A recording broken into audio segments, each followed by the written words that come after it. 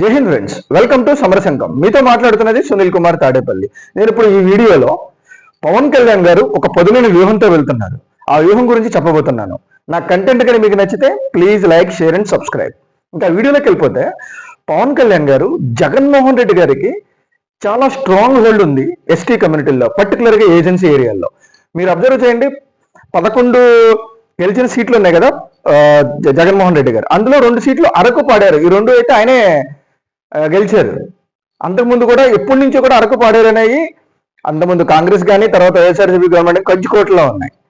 ఇప్పుడు వాళ్ళని పవన్ కళ్యాణ్ గారు ఫోకస్ చేశారు. దానికి తగ్గట్టుగానే ఏజెన్సీ నియోజకవర్గాల్లో అభివృద్ధి పనులు చేస్తున్నారు. రోడ్లు వేయడం కానీ, లైట్లు ఇవ్వడం కానీ, వాటర్ సప్లై కానీ, నెక్స్ట్ ఇంకోటి హెల్త్ కానీ, వీటన్నిటి మీద ఆయన చాలా ఫోకస్గా చేస్తున్నారు.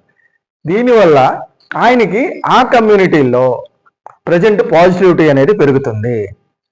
ఇంకోటి ఏంటి అంటే, జగన్మోహన్ రెడ్డి గారు 2019 నుంచి 2024 మధ్యలో నా ఎస్సీలు నా ఎస్టీలు అని చెప్పేసి మాటలైతే అన్నారు, కానీ వాళ్ళకి చేసింది ఏమీ లేదు. అసలు శూన్య అభివృద్ధి అనేది. అసలు కొన్ని ఏజెన్సీల్లో అయితే ఉన్న హెల్త్ సెంటర్లో మెడిసిన్స్ లేకుండా చాలా ఇబ్బంది పడ్డారు. డాక్టర్స్ లేరు. నెక్స్ట్ ఇంకోటి చాలా సర్వీసెస్, మేజర్ సర్వీసులని అవైలబిలిటీ లేదు. చాలా ఇబ్బందులు పడ్డారు 5 ఏళ్ళు ఏజెన్సీ ప్రజలు. ఇప్పుడు ఈయన ఫోకస్డ్గా చేస్తున్నారు పవన్ కళ్యాణ్ గారు. ఆల్రెడీ ఆయన మొన్న అరకు వెళ్ళినప్పుడు, సభలో వెళ్ళినప్పుడు చెప్పారు, మీరు నాకు ఇక్కడ కూటమిని గెలిపించలేదు, అయినా కానీ సరే నేను బాధ్యతగా, నాకు ఎందుకంటే ట్రైబల్స్ అనేవాళ్ళు అభివృద్ధి అనేది చాలా ఇంపార్టెంట్ అనేది నేను ఫీల్ అవుతున్నాను, కాబట్టి మీకు వచ్చి మీరు నాకు ఓటేసినా ఓటేకపోయినా కానీ సరే నేను అలా చేయట్లేదు, మీ అభివృద్ధిని, మీ క్షేమాన్ని నేను కోరుకుంటున్నాను అని ఆ సమావేశంలో చెప్పారు. ఆయన ఆ సభలో చెప్పారు పవన్ కళ్యాణ్ గారు. ఆయన చేస్తున్నదైతే ఇది చాలా అంటే చాలా ఉపయోగం అండి జనసేన పార్టీకి. బట్ ఏంటి అంటే, ఇక్కడ ఏం తప్పుతుంది అంటే, పవన్ కళ్యాణ్ గారు ఆయన ఏజెన్సీ నియోజకవర్గాల్లో నాయకత్వాన్ని డెవలప్ చేయాలి. ప్రజెంట్ ఉన్న నాయకులు కానీ సరిపోరు.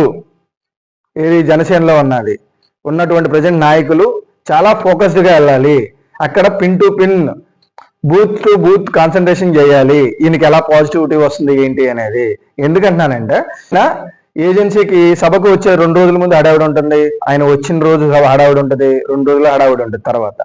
తర్వాత అనేది మర్చిపోతున్నారు జన సైనికులు. అక్కడున్న నాయకులు కానీ ప్రజల్లోకి తీసుకెళ్ళాలి. పవన్ కళ్యాణ్ గారు ఎంత కమిట్మెంట్తో మన ట్రైబల్స్ యొక్క ఇంప్రూవ్మెంట్ని తీసుకురావడానికి ట్రై చేస్తున్నారు అనేది ప్రజలకి చూపించాలి. ఆయన ఇంత పని చేస్తున్నారు కదండి, కోట్లు ఖర్చు పెడుతున్నారు వాళ్ళకి. రోడ్లు వేయడం కానీ, హెల్త్ సెంటర్లను బాగు చేయడం కానీ, నెక్స్ట్ మన చెప్పాను కదండి, అక్కడ అసలు చెప్పులు, అలాంటి దుర్భరమైన సిచ్యువేషన్స్లో ఉన్నారు ఏజెన్సీ ప్రజలు. వాళ్ళకి దగ్గర అయితే పవన్ కళ్యాణ్ గారు అవుతున్నారు. కానీ ఏంటి అంటే, కింద గ్రౌండ్ లెవెల్లో మాత్రం ఆయన వచ్చి ఆయన పని చేసుకెళ్ళిపోయారు. పవన్ కళ్యాణ్ గారికి చేసి వెళ్ళారు.